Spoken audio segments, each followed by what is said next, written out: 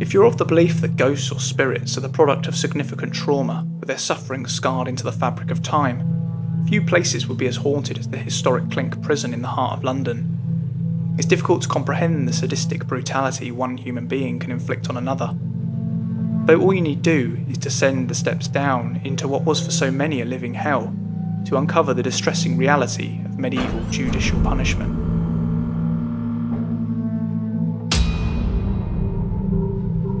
Possibly the oldest prison in England, the Clink got its name from the sound of the blacksmith's hammer and anvil as prisoners were bound in their shackles. The first iteration of a prison here was built in the cellar of Winchester Palace on the south shore of the Thames in 1127, residence to the Bishop of Winchester, who presided over the surrounding area of Southwark. The liberty of the Clink, a set of laws by which all would adhere to, was imposed on the cramped, crime-ridden streets of Southwark. And with brothels, taverns, and gambling aplenty, the Clink was a vital tool to maintain order. Conditions were brutal, from piles of bodies with putrid swellings during plague outbreaks, to high-tide flooding from the sewage-laden Thames causing waterborne infections. You'd be considered lucky to survive to serve your sentence. Beyond the deplorable conditions, the Clink's torture chamber inflicted extreme physical and psychological damage, primarily with the goal of attaining confessions and information on behalf of the Crown. The most revered torturer, Richard Topcliffe, served the prison with a wicked enjoyment, far surpassing the sadistical demands of the job. Serving the Crown for nearly 40 years from 1570, Topcliffe was described by one of his victims, Jesuit Father John Gerard, as old, hoary, and a veteran in evil. Though beyond the warranted torture that took place here, the Clink knew how to employ cold exposure, stress positions, and sleep deprivation as a means of punishment. As a place of such macabre brutality for centuries, naturally the Clink today has its fair share of paranormal stories.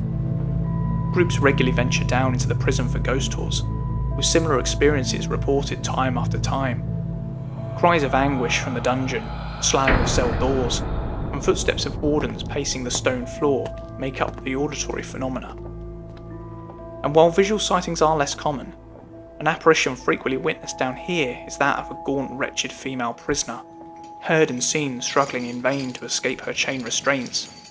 Even in death, refused release from her unjust eternal torment. A shadowy figure is also spotted lurking in the bishop's room.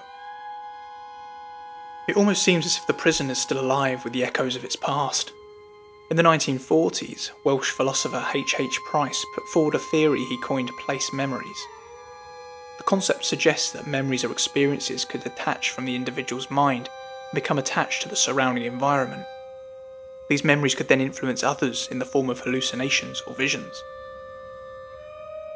This concept was further built upon in 1961 as the stone tape theory by British archaeologist and parapsychologist T.C. Lethbridge, proposing that significant traumatic events could be preserved as energy within stone, under the right conditions releasing to project events of the past, rather than an intelligent interactive spirit, a harmless recording playing out as it would have done in life.